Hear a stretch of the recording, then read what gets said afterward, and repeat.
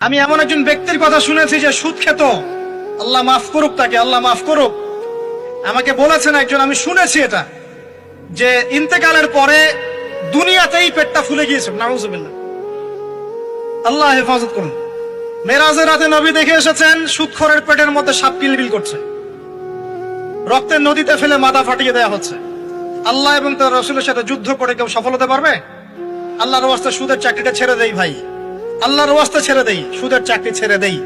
আল্লাহর হাতে আমার রিজিক, আল্লাহই খাওয়াবেন ইনশাআল্লাহ। আরে বন্ধু, ডাক্তার বলার কারণে মিষ্টি ছেড়ে দিলা, ডাক্তার বলার কারণে গোশত ছেড়ে দিলা।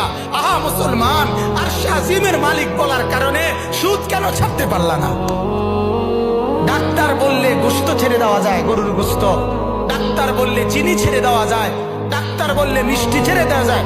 বাঁচার জন্য আল্লাহর কসম, ডাক্তারের 14 গোষ্ঠী বাচ্চা দিল, তুই বাঁচতে পারবি না।